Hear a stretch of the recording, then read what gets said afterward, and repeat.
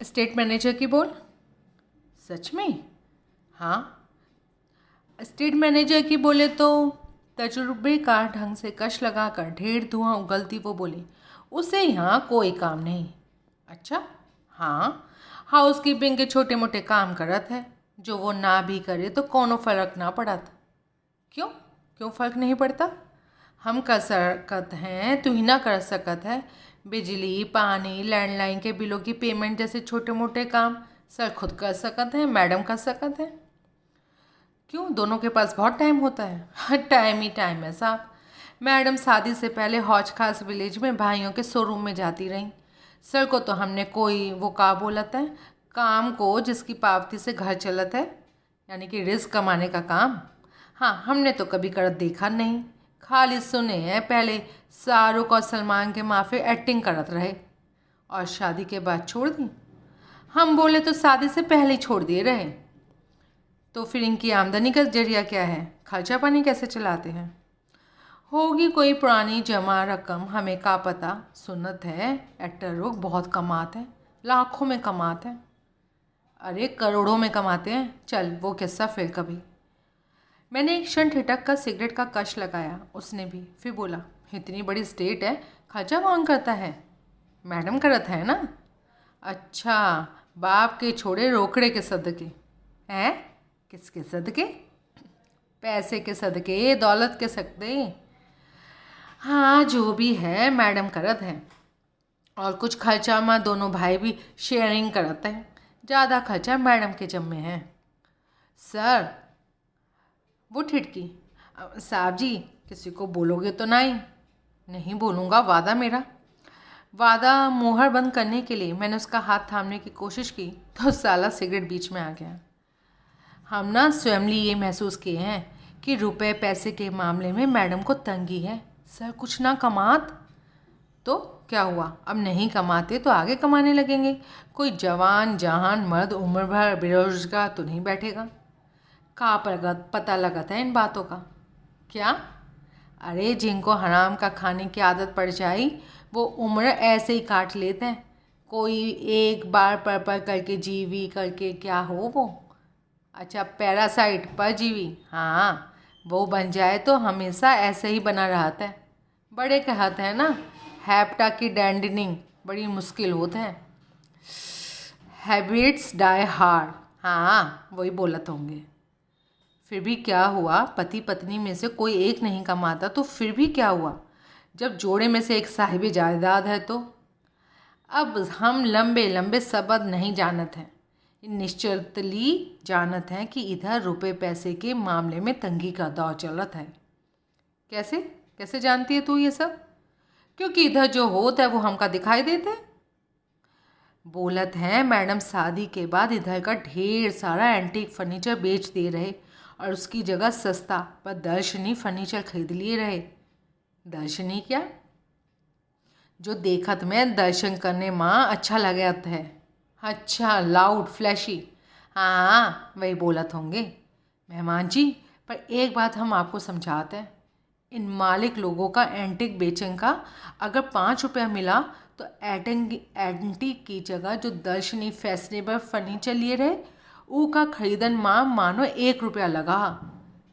अरे इतना कीमती था वो एंटिक फर्नीचर? और वो डील कराए रहे मालूम? कौन? सर कपिल अवस्थी, मैडम के हस्बैंड। और का बोलत रहे हम? मैं खामोश हो गया। क्या पता 5 रुपया मिला या 8 मिला या 10 मिला, जेन्युइन एंटीक फर्नीचर की कीमत का तो कोई और छोर ही नहीं होता था। क्लाइंट की कमाई के जरिए का एक धुंधला सा खाका मेरे जहन में उभरा।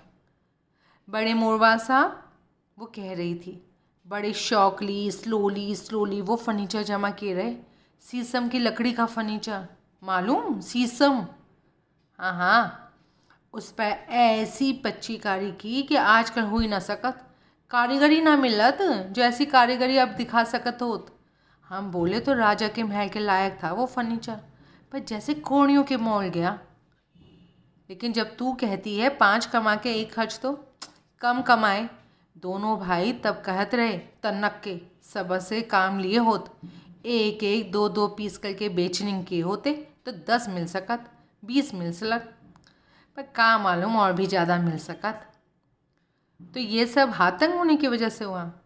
अब ऐसे ही बोलत रहें सब लोग। लेकिन ऐसा कैसे मुमकिन है?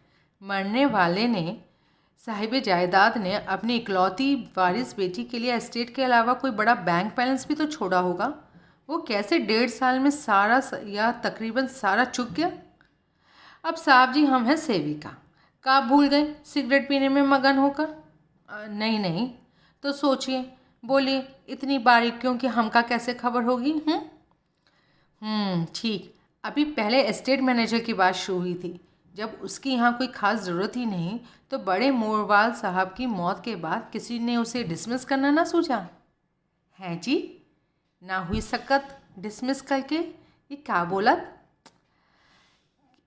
क्यों? बड़े मोरवाल साहब अपनी वसीयतनामा लिखे रहे। उसकी डैंडनिंग के बाद भी हर्षदीप और बाजवा की एस्टेट में नौकरी की शटनिंग ना की जाए, ये भी लिखत रहे।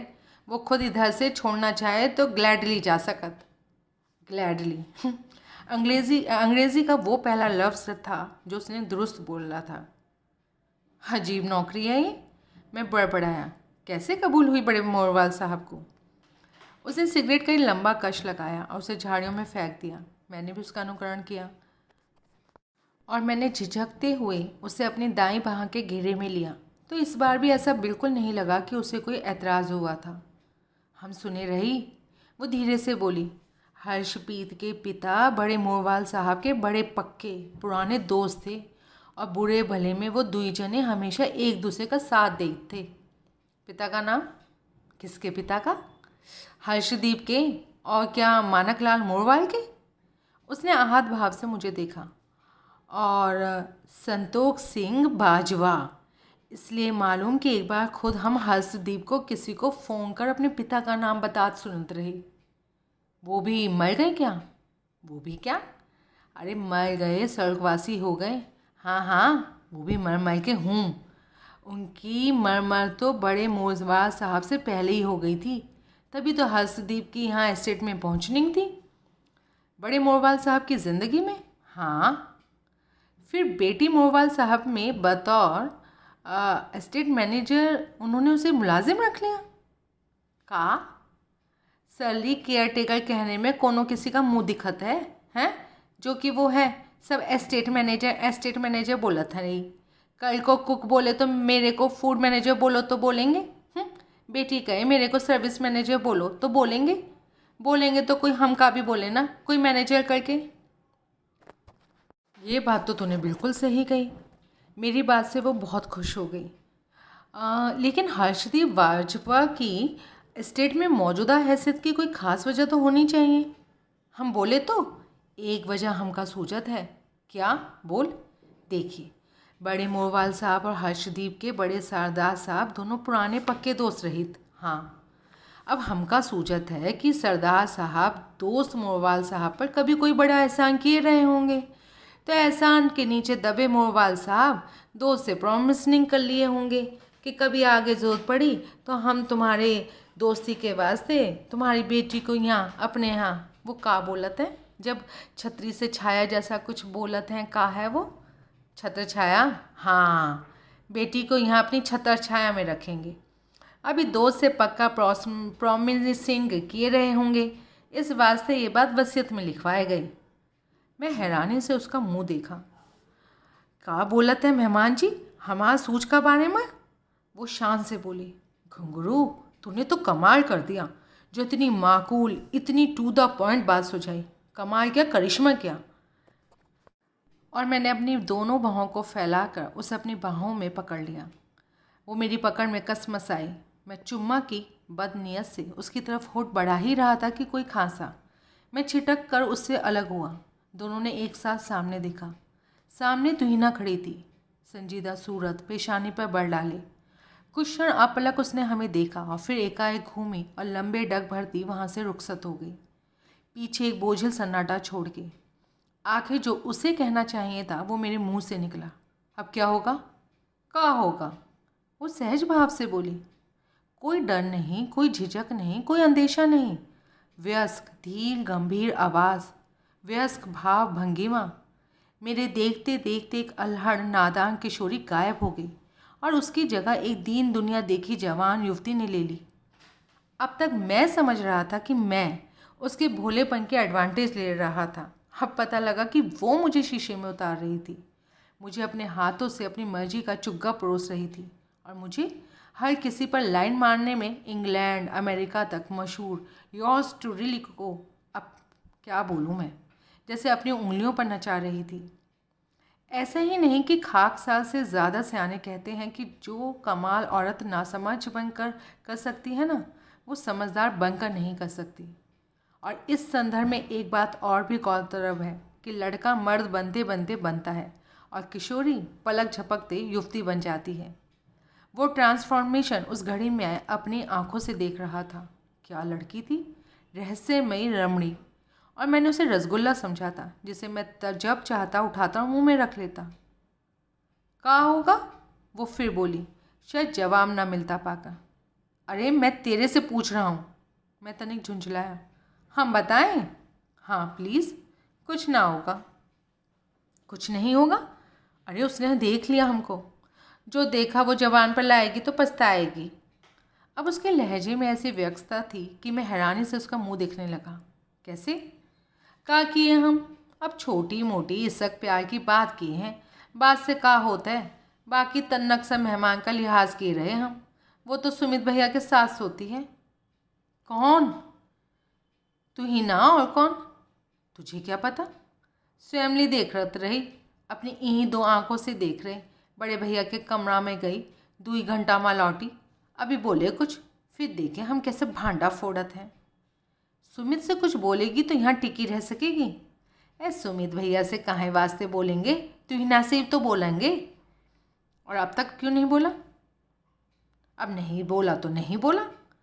जो देखा कितनी बार देखा? 4-5 बार देखत रही। किसी को खबर नहीं लगी? हमार का लगी ना। कैसे?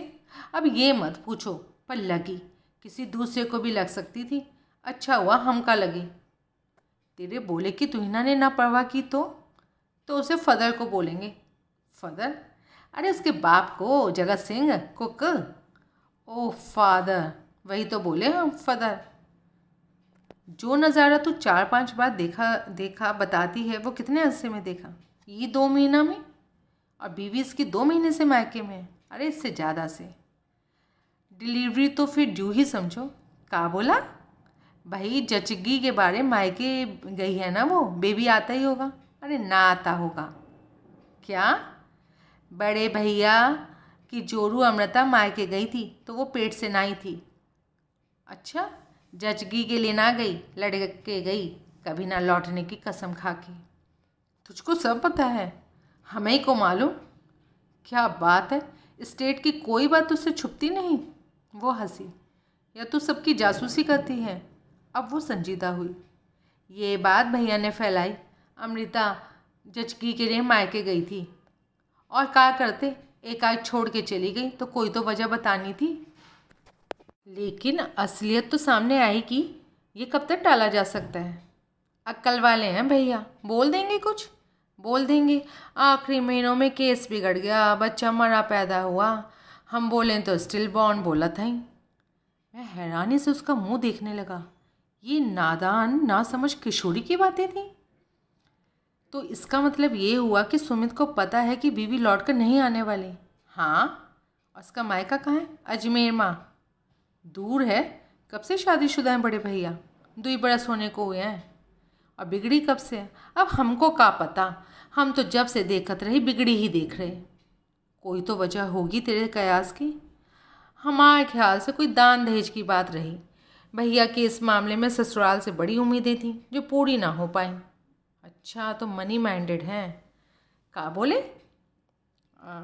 अरे ससुराल के माल पर नज़र रखते हैं। अब है तो नहीं ऐसे, पर का पता लगत है, हर बात की ब्रॉडकास्टिंग तो कोई ना ही करत ना। ब्रॉडकास्टिंग? वाह क्या कहने। इंग्लिश आती है हमको, बोलत हैं बड़े शान से। हम सुने हैं, बढ़िया बोले हैं, सारे अंग्रेज़ कब्रों में पड़े तड़प रहे हैं तेरी इंग्लिश के मारे। का बोले? अरे कुछ नहीं, यूं ही बड़बड़ाए।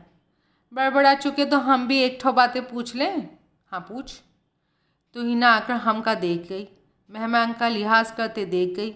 हम फिर भी धरी रहे, अति शीघ्र वेंट ना हो जाए। आपको हैरानी ना हुई? हुई तो सही, मैं तो सोच रहा था कि तुहिना की निगाह पड़ते ही तू ऐसी हवा होगी जैसे कि यहाँ थी ही नहीं। पर हम ना हुए हवा। क्यों नहीं हुई? खौफ से तेरे हाथ पांव नहीं फूल गए, जड़ नहीं हो गई? वो यूं हंसी जैसे कोई चुटकुला सुना हो। तो और क्या वजह थी? मैंने इसरार किया। बता। दो ही वजह थी मेहमान जी। एक तो ये कि हम तुहिना को जताना चाहते हैं कि उसके एकाएक आ जाने से हमें कोई खौफ नहीं है, और ये जताना चाहते थे कि हम अपनी मर्जी के मालिक हैं, जैसे अपनी आधी रात की सैर में वो अपनी मर्जी की मालिक है। ये जताना चाहते थे। वो भी स्टाफ थी, हम भी स्टाफ थे। बड़े भैया की निगाह में चढ़ गई होने से उसका रुतबा हमारे से ऊंचा नहीं हो गया। वो अमृता की जगह की दावेदार नहीं बन गई थी। प्यार और हवस में फ़र्क होता है, हम का जानत नहीं। मैं हैरानी से उसका मुंह देखने लगा। लड़की थी या बला थी? झटके पर झटका दे रही थी। और दूसरी वजह, आप हमका भाव दिए या ना दिए, आपका हम पर दिल आया या ना आया, हम उस पर यही जाहिर करेंगे। उसे जलाना चाहत रहे कि एस्टेट का खास मेहमान हमारे पर ऐसे टोटल फिदा था जैसे हमारे ऊपर निगाह पड़ते धड़का लग गया हो। क्या पता सच में यही हुआ हो? का धड़का लग गया हो? हाँ। वो हंसी। हम दोनों की वहाँ मौजूदगी में वो कई बार हंसी थी, लेकिन इस बार की हंसी का कुछ और ही मिजाज था। उस हंसी की मुझे खूब पहचान थी। वो हंसी थी अश्लीलता की दहलीज पर पहुंची अभिसार का वादा करती हंसी, जिसे हंसना अगर बीवियों को आता होता तो वो को कोई दो कौड़ी को ना पूछता। एकाएक वो उठ खड़ी हुई। लिहाज करा लिया मैंने, आपसे बोनी करा ली। अब इतने से ही सब्र करो मेहमान जी, वरना वो धड़का लग जाएगा जिसका आखिरी स्टेशन या अस्पताल होता है। वो क्या? मुर्दा घाट? नहीं भाई, दोनों ही जगह मेरा पहुंचने का कोई इरादा नहीं है। जाते हैं। अच्छा 1 मिनट रुक।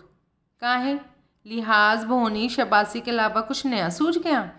अरे नहीं, एक बात, आखिरी बात है, रुक। हाँ बोला। बड़े मोरवाल साहब का बेडरूम जो उनकी मौत के बाद से बंद है, मैं देखना चाहता था। उस बाबत मैंने तेरे सर से, कपिल सर से बात की थी, पर वो मुझे टालने लगा। बोला फिर कभी देखना, अभी चाबी का पता नहीं कहाँ होगी। हाँ तो मैं उस कमरे में झांकना चाहता हूँ, कोई तरकीब बता। तो सर से बोलो फिर। अरे सलाह देना, तरकीब बता कोई। आपका मतलब है सर की नॉलेजिंग में आए बिना वो कमरे का लुकनिंग करना चाहते हैं? हाँ है तो सही तरकीब, बोल। हम हफ्ता में 2 बार कमरा खोल के भीतर झाड़ बुहार करत नहीं। कल सुबह करेंगे ना, कमरा खुला होगा, देख लेना। सुबह तो मैंने कहीं जाना है ज़रूरी। अच्छा, तो फिर दोपहर के करीब कोशिश होगी, दोपहर से पहले लौट के आओगे, तब हम झाड़ बुहा दोपहर तक टाल के रखेंगे। अब वो ये जा वो जा, पीछे आपके खादिम को मंत्र मुक्त छोड़कर। मैं मेंशन पर वापस लौटा तो तुहिना मुझे सीढ़ियों के करीब टेरेस से नीचे टांगे लटकाए बैठे मिली। मैं चिटका, वो मुस्कुराई। मुस्कुराई? मैं हैरान हुए बिना ना रह सका। जो नज़ारा अभी पीछे वो करके आई थी, उसकी रूह में तो उसे मेरे पर आंखें तैरते होना चाहिए था। यूँ देखना चाहिए था जैसे घर में कोई सौदा घुस आया था। वो मैं अपना कमरा भूल गया था। वो राइट विंग में आखिर में दूसरा है या तीसरा? मैं भी जबरन मुस्कुराता बोला। जौन सा भी है दूर है, एक खाली कमरा करीब ही है और पीछे ही है। उसकी मुस्कुराहट मुखर हुई। मेरा वो मतलब नहीं था। नहीं था तो हो जाएगा, आखिर मर्द हो और कैसे मर्द हो, वो मैंने अपनी आँखों से देखा। वो उठ खड़ी हुई। कम। लेकिन लेकिन अरे वो मतलब नहीं भी है तो आओ, शाम ढल रही है, एक एक ड्रिंक शेयर करते हैं। पहले स्मोक, अब ड्रिंक। कहाँ आ गया था मैं? बैंकॉक में? कहाँ? प्रतिष्ठा, मैं बोला। उस कमरे में जो तुमने खाली बताया? हाँ। वहाँ ड्रिंक्स अवेलेबल है? हाँ। कैसे मालूम? मालूम किसी तरह से, आओ दिखाऊं। हजरात, मैंने पहले भी कई बार कहा है, अब फिर कहता हूँ, मुर्गा भी सर पर खुद आकर बैठने को पर तोड़ने लगे तो शिकार का क्या मज़ा हुआ?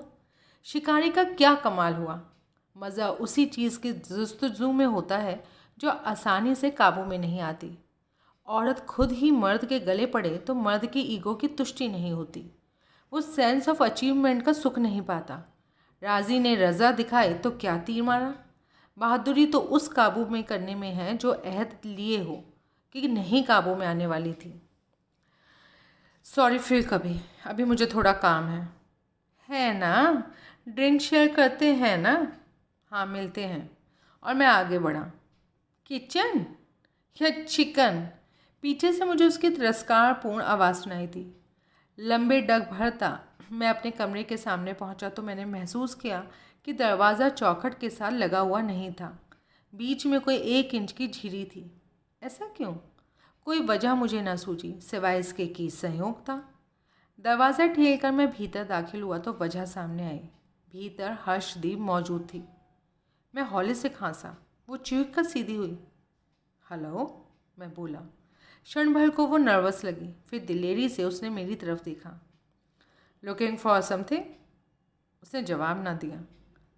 कौन सा काम बेहतर करती हो, ठुकना या ठगना? ठगना, वह असमंजसपूर्ण स्वर में बोली। यहाँ से कुछ सरकाओगी तो वो मेहमान को ठगना ही तो होगा।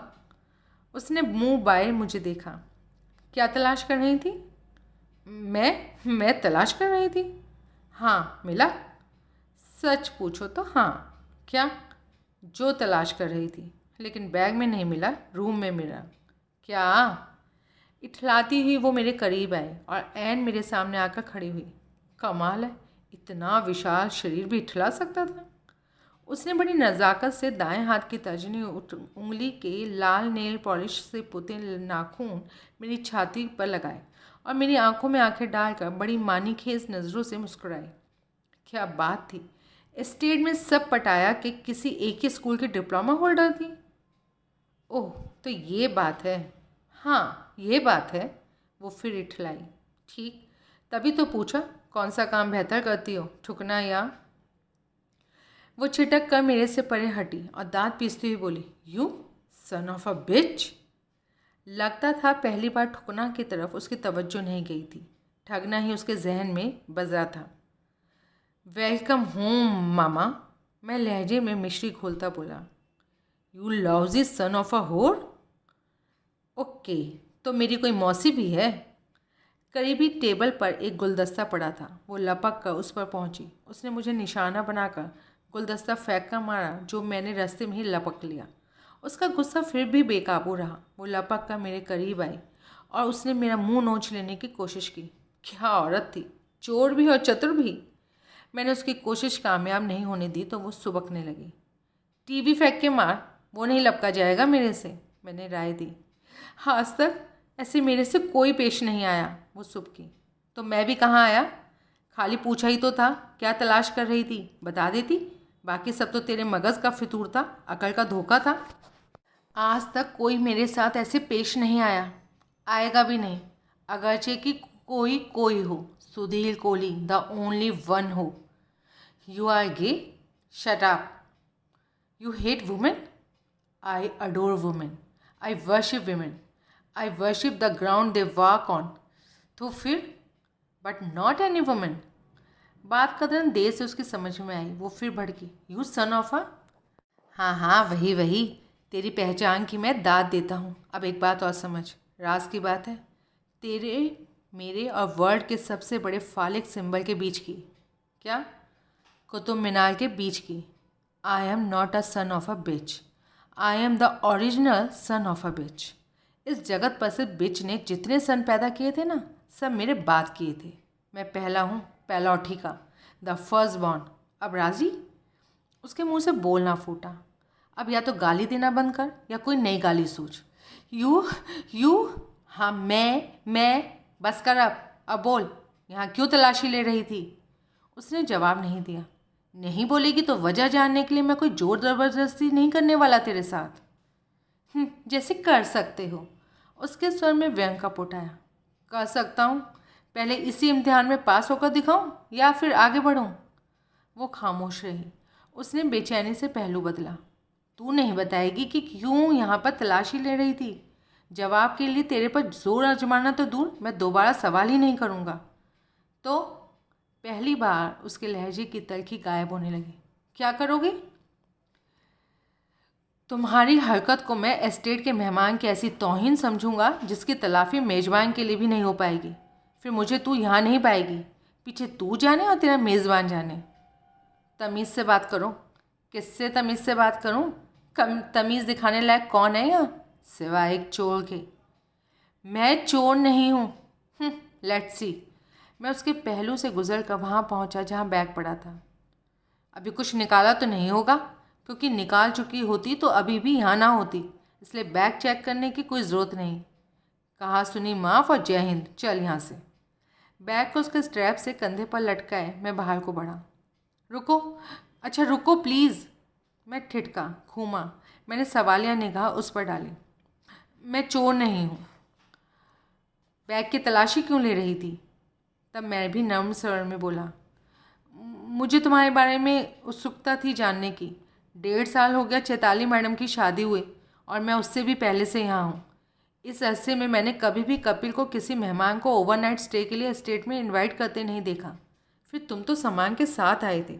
तुम्हारी तो घोषणा हुई थी कि तुम यहाँ कई दिन रुकने वाले थे। तुम यहाँ दिल्ली के नंबर वाली कार पर आए थे, इसलिए भी मुझे शक हो रहा था कि पता नहीं कपिल के कहे मुताबिक तुम मुंबई से थे या नहीं। और इस सस्पेंस के तहत मैंने यहाँ आकर एस्टेट मैनेजर की जगह डिटेक्टिव का रोल अदा करना शुरू कर दिया। उसने जवाब नहीं दिया, खामोशी से सर झुका लिया। बैग की तलाशी से मालूम हो जाता जो मैं यहाँ आया था वो असल में नहीं था तो कौन था? उम्मीद तो थी, हाँ, पूरी नहीं हुई, क्योंकि मैंने बैग को टटोलना शुरू ही किया था कि तुम आ गए थे। हाँ तो कोई बात नहीं, मैं तुम्हारे अधूरे काम को पूरा करने का मौका देता हूँ। Go ahead. सॉरी, मैंने बोला ना। No no no, go ahead and search, I permit you willingly. वो अपनी जगह से ना हिली। बैग में गन है। उसकी आंखें फैल गई। देखोगी तो जानोगी ना। तुम हथियारबंद हो? अब क्या गन निकाल कर नुमाइश के लिए पेश करूं? ज़रूरत नहीं, मैं अपनी नाजायज़ हरकत के लिए शर्मिंदा हूँ, सॉरी। मैंने आपलक उसे देखा। वो फिर विचलित हुई और निगाह चुराने लगी। एकाएक मैं मुस्कुराया। माफ़ी कबूल। राजी? उसने सशंक भाव से मेरी तरफ देखा। Relax, all is forgiven and forgotten. अब उसके चेहरे पर रौनक आई। Get along. उसने आखिरी बार कृतज्ञ भाव से मेरी तरफ देखा और वहाँ से रुखसत हो गई। पीछे मैंने रूम का दरवाज़ा भीतर से बंद किया और वापस बैग के हवाले हुआ। मेरी 32 कैलिबर की स्मिथ एंड वेसन लाइसेंस शुदा गन बैग में से गायब थी। दूसरा दिन, बुधवार, 22 जनवरी। सुबह के अभी 9 बजे थे जबकि मैं नेहरू प्लेस पहुंच गया था। रिपोर्ट के लिए मुकुंद लाल को मैंने अपने ऑफिस में बुलाया था, क्योंकि उसे ही मीटिंग के लिए वो सहूलियत की जगह जान पड़ी थी, और जल्दी इसलिए बुलाया था ताकि वो दूसरी दिहाड़ी का वक्त बर्बाद ना करता। खामोशी से मैं अपने कश में बैठा सिगरेट का कश लगाता मुकुंद लाल की आमद का इंतज़ार कर रहा था। रजनी के आने में अभी बहुत टाइम था। मेरी सिगरेट ख़त्म हुआ, मैं दूसरा सुलगाने का विचार ही कर रहा था कि मुकुंद लाल पहुँच गया। उसने विजिटर्स चेयर काबू में कर ली तो सिगरेट का पैकेट और लाइटर मैंने उसकी तरफ सरका दिया। अभी नहीं जी, बाद में। ठीक है। वैसे चाय होती तो। तभी नीचे के रेस्टोरेंट के छोकरा एक ट्रे उठाकर वहाँ पहुँचा। ट्रे पर से उसने एक बड़ी प्लेट और 2 चाय के गिलास मेज़ पर रखे और रुखसत हो गया। वाह भाई कौली, तू तो अंतर्यामी है। मैंने चाय का एक गिलास खुद लिया और दूसरा उसे दिया। फिर बड़ी प्लेट भी जिसमें ऑमलेट था। लगता है फ़ौज में सप्लाई होने वाले अंडों की ट्रे गलती से तेरे वाले रेस्टोरेंट में अनलोड हो गई, वरना 2 अंडों का ऑमलेट इतना बड़ा। 4 का है, मैं बोला। ओ तभी तो, जब 2 जनों का है तो प्लेट तो 2 मंगानी थी। 1 जने का है। तू नहीं कहेगा? मैं चाय पीऊँगा ना तेरे साथ। अच्छा चल जी, शुक्रिया तेरा। वैसे तो मैं घर से 2 परांठे खाकर आया था, लेकिन फिर भी शुक्रिया कोहली। अब फारिग भी हो जा। शुरू कर अब जल्दी से। क्या किया तूने कल? जी बहुत कुछ किया। तेरे मतलब का किया। मेरे मतलब है, उम्मीद है कि तेरे मतलब का निकलेगा। हाँ बता फिर। कोहली, तेरे क्लाइंट के एजेंट वाली टिप बहुत काम आई। एजेंट से धर्मेश ग्रोवर मिलने में भी कोई दिक्कत पेश नहीं आई। कनॉट प्लेस में हनुमान रोड की एक गली में कबूतर के धड़बड़े जैसा मुश्किल से 8 गुना 10 का उसका ऑफिस था, जहाँ उसने मुझे आने को बोला। मैं वहाँ पहुँचा तो भाई बहुत चालू अंदाज से वो मेरे से मिला। मैंने उसे बताया मैं दिल्ली पुलिस में हवादार था। उसे अपना आई कार्ड दिखाया, अलर्ट हो गया, गरम मिजाजी से मिला। नौकरी छूटने पर आई कार्ड महकमे में जमा नहीं कराना पड़ता? कराना पड़ता है, कराया। मेरे पास 3 थे, 2 अभी भी हैं। कमाल है तुम। कमाल नहीं, 30 रुपये में फ़ोटोस्टेट बनाने वाले असल जैसा डुप्लीकेट बना देते हैं। मेरे से किसी ने 30 रुपये भी ना मांगे। चल अच्छा, छोड़ इस बात को, आगे बता। मैंने एजेंट तो बताया, एक खुफिया केस के बारे में, क्लाइंट कपिल अवस्थी की केस जैसी ही खुफिया तफ्तीश की ज़रूरत थी। तो उसने बीच में मेरी बात काटी और बोला, अब मैं तेरे सामने उसके अल्फाज दोहराता हूँ, वो साला वाहियात आदमी अब मेरा क्लाइंट नहीं है।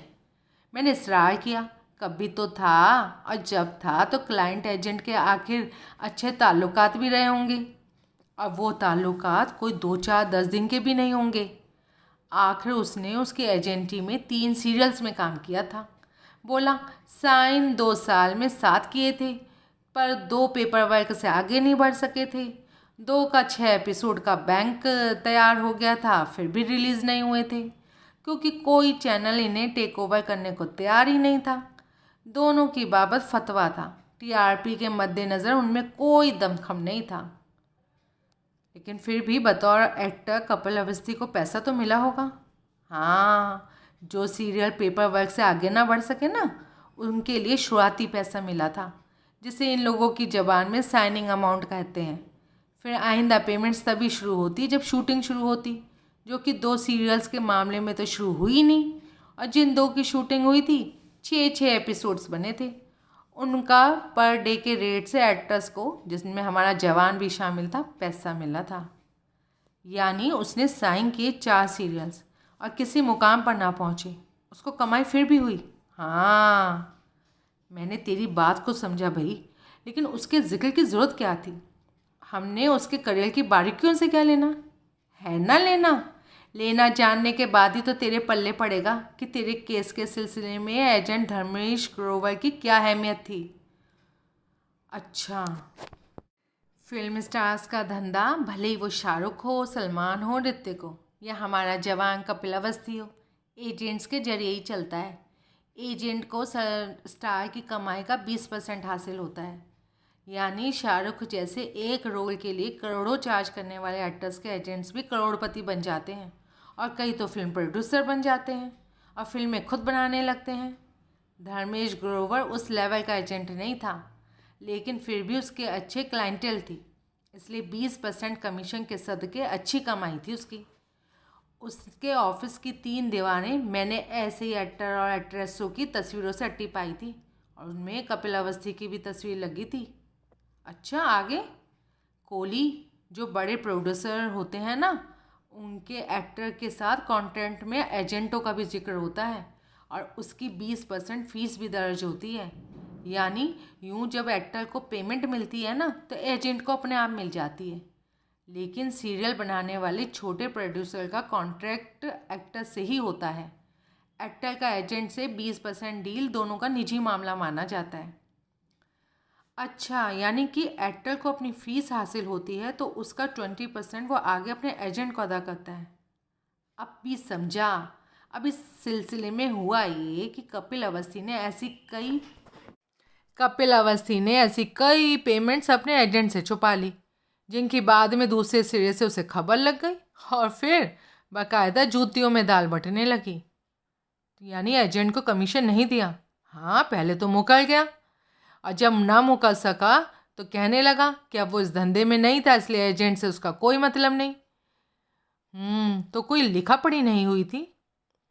अब बड़े प्रोड्यूसर्स की होती है, तब उनका एजेंट का भी उसका कमीशन का जिक्र होता है। छोटे प्रोड्यूसर एक्टर के एजेंट को अपनी लायबिलिटी नहीं कबूलते। यानी एजेंट की कमीशन के मामले में एक्टर जाने और एजेंट जाने। तो एजेंट्स भी तो कोई ना कोई एग्रीमेंट करते ही होंगे। करते हैं ना एजेंट, अपना धर्मेश ग्रोवर भी करता है, लेकिन कहता है कपिल अवस्थी से उसकी कुछ ज़्यादा ही यारी लगा ली और दस्तावेजी करार को नज़रअंदाज करने के लिए उसे तैयार कर लिया। कहता है शुरू में 2-3 बार अवस्थी ने डायरेक्टर से हुई पेमेंट में से उसे कमीशन पहुंचाई थी, लेकिन फिर सिलसिला बंद कर दिया। ग्रोवर खूब कल्पा, खूब पीछे पड़ा, लेकिन पैसा वसूली की हर कोशिश नाकाम रही। और मज़ेदार बात यह है, वैसी पेमेंट्स हासिल हुई होने से उसने कभी इनकार भी नहीं किया, क्योंकि एजेंट पेड अमाउंट्स का ब्यौरा प्रोड्यूसर से निकाल लाया था। बस अवस्थी ही जिद पकड़े रहा कि एजेंट की कमीशन अदा करने लायक बदकिस्मती से उसकी हैसियत नहीं रही थी। कभी हैसियत बनेगी तो 4 पैसे वो अपने पल्ले पाएगा तो ग्रोवर का पैसा उसे दूध में धोकर अदा करेगा, जबकि ग्रोवर कहता था ऐसा कुछ नहीं होने वाला था। फिर भी वो गाय बगाए ये सोचकर अपना तगाजा खड़ा किए रहता था, शायद उसकी गैरत जाग जाए, उसे शर्म आ जाए। बाज़ लोग शेम प्रूफ होते हैं, और हो ना हो ग्रोवर की बातों पर एतबार लाया जाए तो तेरा क्लाइंट तो ऐन ऐसा ही था, साला एक नंबर का हरामी। मेरा रुतबा खराब ना कर मुकुंदलाल, एक म्यान में 2 तलवारें नहीं रह सकती। वाह भाई वाह, हौसला चाहिए खुद अपने बारे में बुरा बोलने का, तारीफ करने का। ये दिल्ली शहर है, यहाँ किसी को एक नंबर का हरामी कहा जाए तो वो इज्जत महसूस करता है। भाई तेरी माया तू जाने, हरामियों की तो कोई कमी नहीं दिल्ली शहर में, लेकिन दूसरा कहे तो कहे, तू तो खुद अपने आप को कहता है। मैं हूँ Sudhir Kohli, the only one. देख लेना, खुदा ना खास्ता जब मैं इंतकाल फरमाऊँगा ना तो दिल्ली और आसपास 40 कोस तक के सारे हरामी मिलकर शोक सभा करेंगे, उनका लीडर मर गया। अब छोड़ तू, आगे की रिपोर्ट बता। रिपोर्ट? हाँ, मैं तो भूल ही गया था तेरी फैंसी बातों में कि कहाँ बैठा था, क्यों बैठा था। एजेंट कहता है जब तेरे क्लाइंट ने शादी कर ली तो वो फिर उसके पास पहुँचा। रईस बाप की इकलौती बेटी से शादी की है, अब तो उसे पैसे का तोड़ा होने का कोई मतलब नहीं था। जवाब मिला, ससुरे के काबू में सब था, वो मर गया। अब उसकी इकलौती वारिस उसकी बेटी के तेरे क्लाइंट की धर्म पत्नी के काबू में आ गया। एजेंट को फिर वही जवाब मिला, विरसे की दौलत तक उसकी पहुंच के मामले में दिल्ली अभी दूर है। यानी कि एजेंट के हाथ कुछ नहीं पड़ा। हाँ, आखिरी मुलाकात में तो एजेंट इतना भड़का बताते हैं, पब्लिक में बोल गया खून कर दूंगा तेरा, जान से मार दूंगा। भड़का हुआ आदमी ऐसी बातें बोल ही देता है, आगा पीछे नहीं देखता। तेरा मतलब है जान से मार देने को बोला तो जान से मार ही नहीं देगा? हाँ, लेकिन ये वाकया कब का है? कोई 3-4 महीने पहले का। अरे अपने कहे पर उसने अमल करना होता तो इतने महीने खामोश बैठा रहता। मुकुंदलाल का सर इंकार में हिला। गुस्सा हो या खुशी, वक्त के साथ वाटर डाउन हो जाता है। कोहली, बाज़ लोगों की स्ट्रेटेजी ना काम सब्र से इत्मीनान से करने की होती है। वार करना तब कारआमद होता है जब वजह ठंडे बस्ते पे जा पड़ी हो, जब वार उल्टा पड़ जाने का कोई अंदेशा बाकी ना बचा हो। अंग्रेज़ लोग कहते नहीं, wait and watch and then act. बहुत पते की बात कही, लेकिन मेरे क्लाइंट पर हुए 3 मर्डर अटेम्प्ट्स के पीछे इस एजेंट का हाथ है तो गलत कही। उन वारदातों के दौरान एजेंट का मुकाम एस्टेट में नहीं था तो कैसे वो इन 3 हादसों का आर्किटेक्ट हो सकता है जो हमारे क्लाइंट के साथ गुजरे? अरे आर्किटेक्ट कोई और एग्जीक्यूशनर कोई दूसरा क्यों नहीं हो सकता? मगज किसी का, हमलावर हाथ किसी का, वाले इंतज़ाम में क्या प्रॉब्लम है? तेरा मतलब है कि एस्टेट में एजेंट का कोई मददगार है जिसने उसके इशारे पर उन 3 नियर फैटल एक्सीडेंट्स को अंजाम दिया, और एक करिश्मे के तौर पर उन तीनों की चपेट में आने से हमारा क्लाइंट बच गया? क्यों नहीं हो सकता? दूर की कौड़ी है, बहुत दूर की कौड़ी है, लेकिन है तो। कोई शख्स है तेरी निगाह में जो एजेंट का एस्टेट में अकम्प्लिश हो या हो सकता है? है तो सही। कौन? नाम ले। लूँगा, लेकिन पहले तुझको एक कहानी सुननी पड़ेगी। सुना। मुझे उसका लहजा निहायत संजीदा लगा। मुझे ना लगा कि वो नाहक कहानी की बात कर रहा है। गौर से सुन, एन माकुल जगह है अब यहाँ पर। मैंने बोला था एजेंट के पिजन होल ऑफिस की 3 दीवारों पर उन एक्टर और एक्ट्रेसेस की तस्वीरें लगी हुई थी जिनका वो एजेंट रह चुका था या अभी भी था। वो तमाम तस्वीरें सेलो टेप के जरिए दीवार पर बेतरतीबी से चिपकी हुई थी, लेकिन वहाँ 12x15 की एक इकलौती तस्वीर ऐसी थी जो फ्रेम्ड थी और जो ग्रोवर की कुर्सी के पीछे दीवार पर टंगी हुई थी। उस तस्वीर में बाएं एक अधेड़ सरदार जी थे, दाएं एक नौजवान लड़की थी और बीच में खुद ग्रोवर था। तस्वीर में तीनों कमर से ऊपर तक ही दिखाई दे रहे थे। मिड शॉट, अब यही कहते होंगे। तो सुन, वो तीनों कैमरे में देखते हंस रहे थे। अब मैंने ग्रोवर से तस्वीर के उस स्पेशल स्टेटस की वजह पूछी तो जवाब मिला, सरदार साहब उसके पुराने परिचित थे और उसके बहुत आदरणीय थे। इस घनिष्ठता की वजह उसने ये बताई कि उनकी बेवक्त हुई मौत तक वो उनके पड़ोस में रहता था, जिसकी वजह से रोज़ का मिलना जुलना था। बोला, दोनों की उम्र में 12 साल का फ़र्क था और उस तस्वीर के वक्त सरदार साहब 50 के और ये 38 का था। फिर भी दोस्ती का जज्बा उसमें बराबर था, बड़े एज डिफरेंस के बावजूद। हाँ, आगे। हाँ, तो फिर आगे बताया उसने कि सरदार साहब के बारे में वो खुद ही बताने लगा। उनका नाम संतोख सिंह बाजवा था। मैं संभल कर बैठा। और अपनी ज़िंदगी में वो प्रॉपर्टी डीलर थे। तस्वीर वाली लड़की उनकी इकलौती बेटी थी। अच्छा, मैंने सरदार साहब की बेवक्त आई मौत के बारे में सवाल किया तो जवाब मिला, कुछ गलत इन्वेस्टमेंट्स ने उन्हें बर्बाद कर दिया और सदमे में उनकी जान चली गई। गलत इन्वेस्टमेंट्स? हाँ, बकौल ग्रोवर सोनीपत में कोई नया हाउसिंग कॉम्प्लेक्स बनाना शुरू हो रहा था जिसमें फ्लैट बुकिंग पर हैवी रश था। सरदार साहब को सिक्के बंद इनसाइड इन्फॉर्मेशन थी कि उस हाउसिंग कॉम्प्लेक्स के मुकम्मल होने से पहले ही रेट दुगने हो जाने वाले थे और मुकम्मल हो जाने के बाद तो 4 गुना भी ज़्यादा हो जाते तो कोई बड़ी बात नहीं थी। अब सरदार साहब ने अपने पल्ले का सारा पैसा उस प्रोजेक्ट में लगा दिया, ढेरों कर्जा ले लिया और यूं उन्होंने उस कॉम्प्लेक्स में 1 नहीं 2 नहीं 6 फ्लैट बुक करा दिए। कोहली, वो प्रोजेक्ट अभी मिडल में ही था। बिल्डर एनफोर्समेंट डायरेक्टरेट की इंक्वायरी के लपेटे में आ गया और उस पर पब्लिक का पैसा अपने पर्सनल अकाउंट्स में ट्रांसफ़र करने का इल्ज़ाम आयद हुआ। मनी लॉन्ड्रिंग का इल्ज़ाम लगा। नतीजन सारे गिरफ्तार हो गए और कंस्ट्रक्शन रुक गई। अब सरदार जी की मौत को 2 साल हो गए और वो कंस्ट्रक्शन आज भी रुकी हुई है। क्या हुआ था आखिर? सरदार जी ब्याज पर लिए पैसे का ब्याज चुकाने की पोजीशन में नहीं रहे। अध बने फ्लैट बेचने की कोशिश की तो कोई माकूल ग्राहक नहीं मिला। नतीजन उनका ऑफिस बिक गया जिसके वो मालिक थे, फ्लैट बिक गया जिसमें वो रहते थे और आखिर में कौड़ियों के मोल वो अधूरे फ्लैट भी बिक गए। फिर ऐसा धड़का लग गया, दूसरी सांस नहीं आई उनको। ओह, इस ट्रेजिडी पर अफसोस है मुझे, लेकिन इससे मेरा क्या मतलब? अब सब्र से सुनेगा तो पता लगेगा ना। अच्छा, ओके, सॉरी।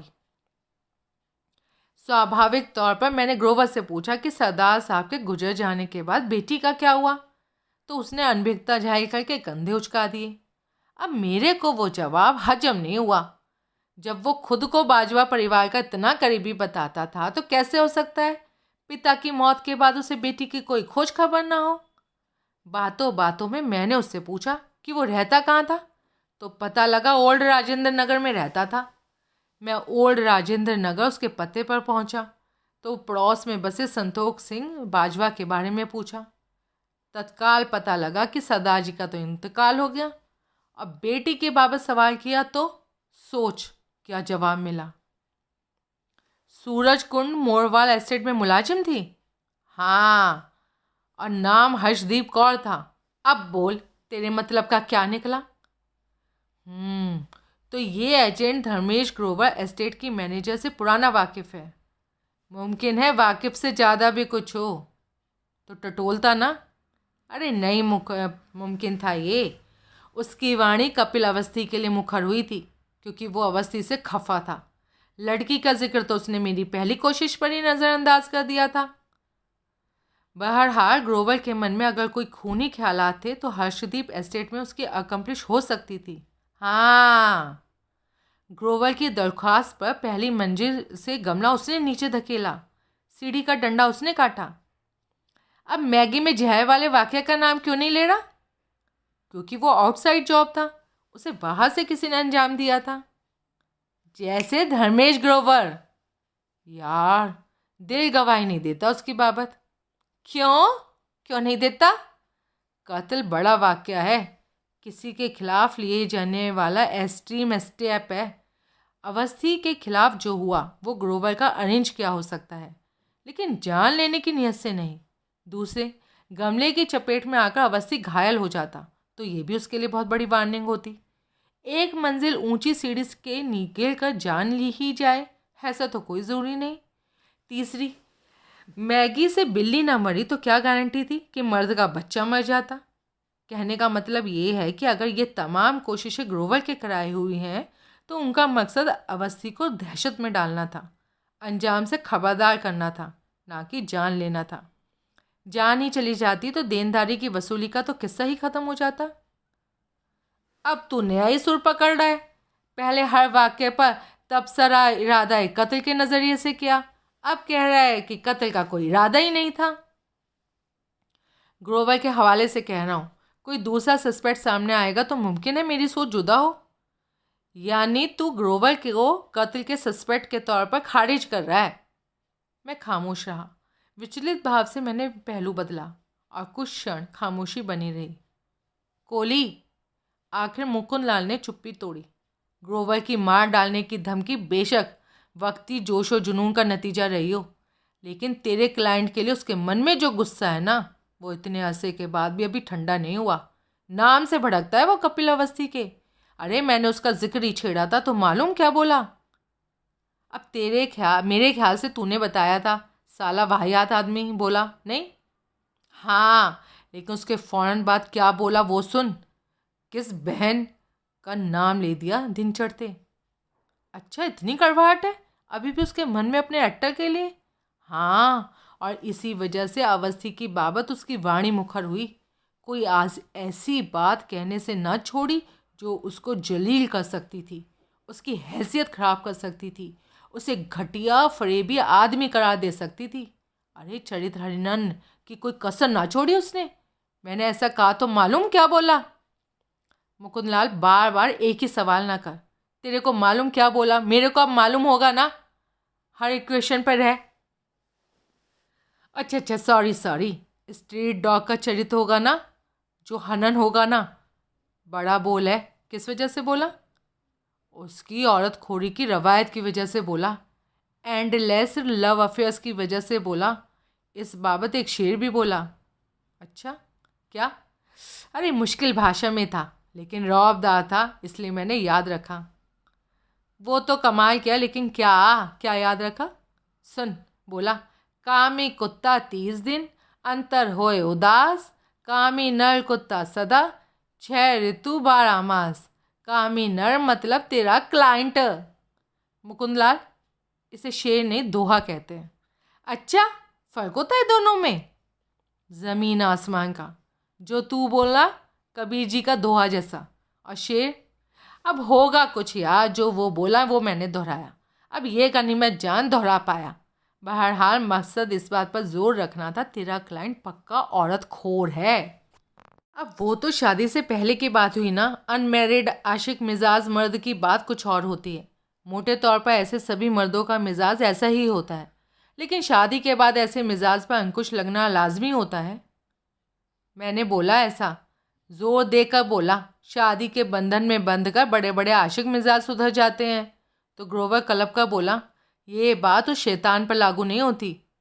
और उसने बताया मुझको कि सुंदर नगर की गुलमोहर नाम की रेजिडेंशियल बिल्डिंग के 3रे फ्लोर के राइट विंग वाले फ्लैट में क्या उसकी अम्मी रहती थी, जिसके सर पर वो अभी भी बैठा था।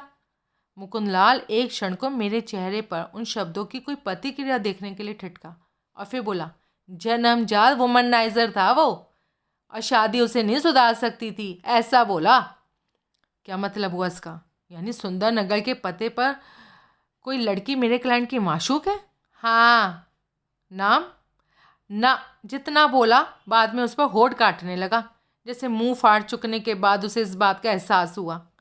इस सिलसिले में कुछ और कहने का काफ़ी उत्साह है मैंने, लेकिन वो जो कह चुका कह के पछता चुका, उसके आगे बढ़ने को तैयार ना हुआ कतई। उल्टे तब तक मेरे से अच्छा अच्छा पेश आता रुखाई से आने लगा। वो तो हुआ, पर तेरे को सुंदरनगर तो जाना चाहिए था उसे पता करने के लिए। यार अब इतना भी लल्लू ना समझ मेरे को। फौरन गया मैं वहाँ, ग्रोवर से फारिग होते ही गोली की तरह गया। और कोली मैं ये नहीं कहता, सब कुछ मेरी मेहनत से हुआ। काफ़ी सारा तो हाथ इत्तेफाक का भी रहा, लेकिन जैसी भी आई जानकारी करारी हाथ आई। परसों तक बता देगा क्या जानकारी हाथ आई? बकवास न कर, सुन अभी। पहले तो ये मालूम हुआ उस फ्लैट में एक नहीं दो निहायत खूबसूरत नौजवान हमउम्र लड़कियां रहती थी। इस वजह से ये कहना मुहाल था कि उन दोनों में से तेरे क्लाइंट की रजिस्टर्ड माशूक कौन सी थी। वहाँ के केयर टेकर से मुझे मालूम हुआ कि वो फ्लैट किराए का था। मालकिन एक उम्र दराज पारसी औरत थी जो अपनी एक लिव इन मेड के साथ वहीं गुलमोहर में फर्स्ट पार्किंग के ऊपर के फ्लोर पर रहती थी, और उस फ्लैट का किराया और हस्बैंड के छोड़े कुछ फिक्स डिपॉजिट का इंटरेस्ट उसकी आमदनी का जरिया था। पता चला कि पैसे की किल्लत महसूस करे तो 2-4 वर्किंग गर्ल्स को या यूनिवर्सिटी स्टूडेंट्स को पेइंग गेस्ट रख लेती है। तो इस लिहाज से तो वो रईस वुमन हुई।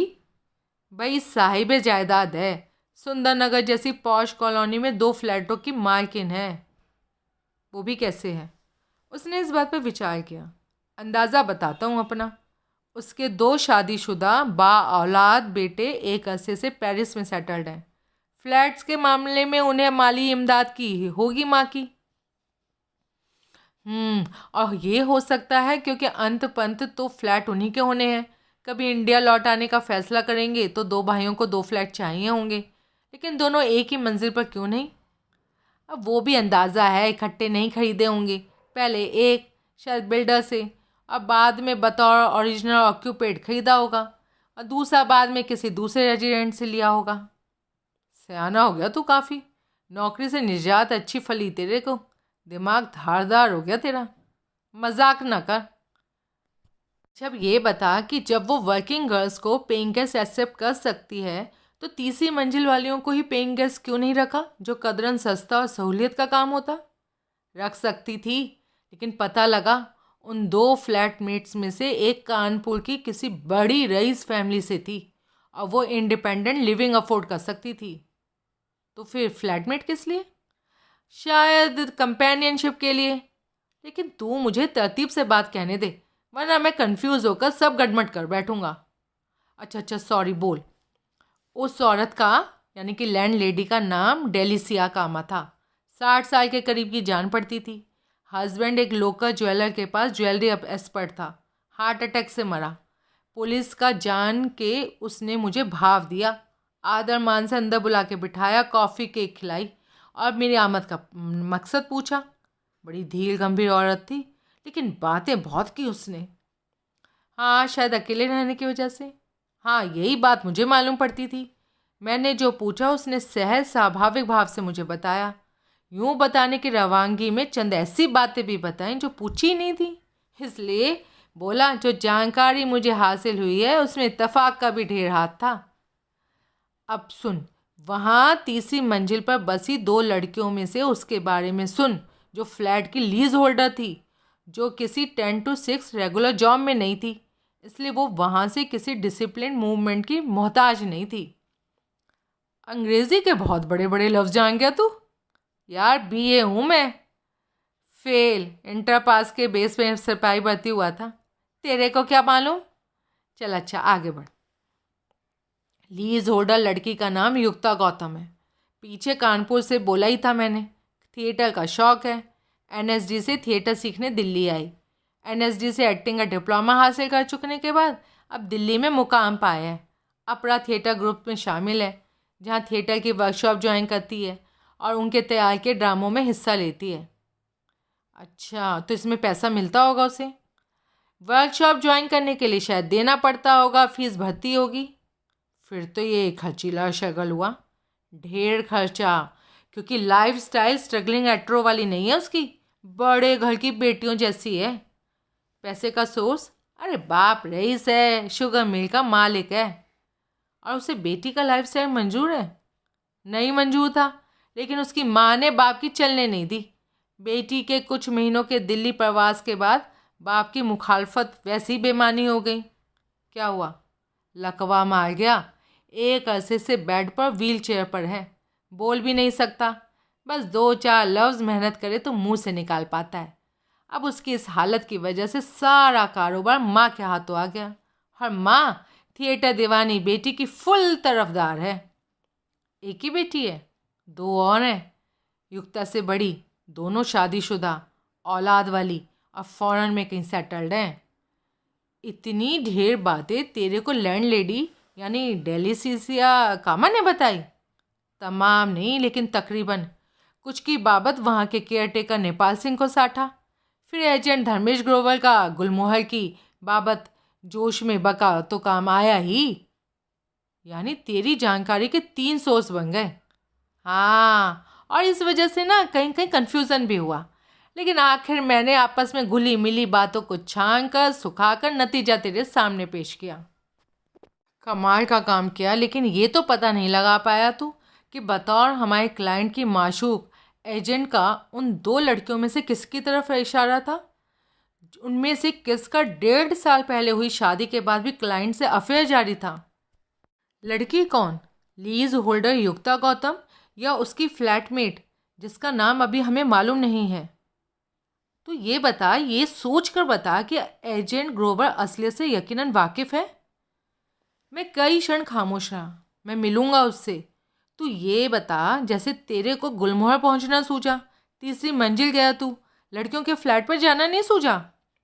उसके चेहरे पर फिर पहले वाली खुफिया मुस्कुराहट आई। क्या बात है, हर बात किस्तों में मुस्कुरा मुस्कुरा के सलकाएगा क्या? यार, तेरे को इम्प्रेस करना है, यूँ शायद तू कोई छोटा मोटा बोनस पास कर दे। बोनस? हाँ, जो करार हुआ है उसके अलावा। अच्छा बोल ना, तू काम तो बता। 3री मंजिल पर गया और दोनों में से एक की मौजूदगी में लड़कियों के फ्लैट में दाखिल पाया, बाय परमिशन। और क्या, ताला तोड़ के भीतर घुसा, काल बेल बजाई, हसीना ने दरवाज़ा खोला, मैं अंदर, बा इज्जत बा मुलाहिजा। कैसे? बड़े आराम से इत्मीनान से किया। बोला टेनेंट वेरिफिकेशन प्रोग्राम के तहत लोकल थाने से आया। वाह, क्या कहने, बढ़िया बहाना सूझा। तभी तो बाअदब बा मुलाहिजा पेश आई, मुझे भीतर ले जाकर मेहमान की तरह ड्राइंग रूम में बिठाया। लेकिन हवलदार साहब, टेनेंट वेरिफिकेशन तो लैंडलॉर्ड की जिम्मेदारी होती है ना? अरे उसे नहीं मालूम थी ये बात। मैंने जो भी पूछा उसने उसका तुरंत जवाब दिया। तभी तो मैं उसकी कानपुरिया फैमिली के बारे में भी दाएं बाएं के सवाल कर पाया, जो कि टेनेंट वेरिफिकेशन के स्कोप में आते ही नहीं थे। वरना बाप को लकवा मार हो गया और 2 बहनों का फॉरेन में शादी हो गया, इसका वेरिफिकेशन से क्या लेना देना था? आगे रूटीन सवाल के तौर पर मैंने पूछा फ्लैट में कौन रहता था, तो उसने बताया कि एक हम उम्र लड़की रहती है साथ में, जो इस समय फ्लैट में नहीं थी। जिक्र के दौरान मेरी मेज़बान ने मेरी निगाह पड़े टीवी के पहलू में पड़ी एक फ्रेम जड़ी तस्वीर पर निगाह पड़ी, तो उसने बताया ये सेल्फी थी, खुद खींची थी फ्लैटमेट के साथ। सूरत देखी? नहीं, मैं फासले पे था ना, दूर से दिखी नहीं। अच्छा, तो पास जाके देखता। यार, ये तो बेअदबी होती, वो मुझे ठल्की समझती, छिछोरा समझती। अच्छा, तो फ्लैटमेट का जब मेज़बान ने तस्वीर की जोड़ीदार की बाबत बिना पूछे बताया, तो उसका नाम का जिक्र भी आया होगा? आया तो था, लेकिन भूल गया। बढ़िया, सूरत देख नहीं सका, नाम याद रख नहीं सका, मेरे पल्ले आया झुंझुना, और अभी बोनस चाहिए तेरे को। अबे यार, तेरे इतनी बार इतने काम किए, अब हो जाता है एक आध लापरवाही। तस्वीर की बाबत बोलती मेज़बान फ्लैट की बाबत और कुछ नहीं बोली? बस इतना ही बोली, गवर्नमेंट जॉब में थी, लेकिन जॉब क्या थी, कहाँ थी, उसे नहीं मालूम। अब दूसरे फेरे में मालूम करूँगा ना। अच्छा, वहाँ गुलमोहर में सिक्योरिटी का क्या इंतजाम था? कोई इंतज़ाम नहीं था। एक ही इमारत थी जो खुला दरबार थी। बिल्डर तो उसके सारे फ्लैट 8 हैं बेचकर चलता बना था। ऑक्यूपेंट्स ने ही वेरी वेलफेयर एसोसिएशन बना रखी थी और केयर टेकर रखा हुआ था।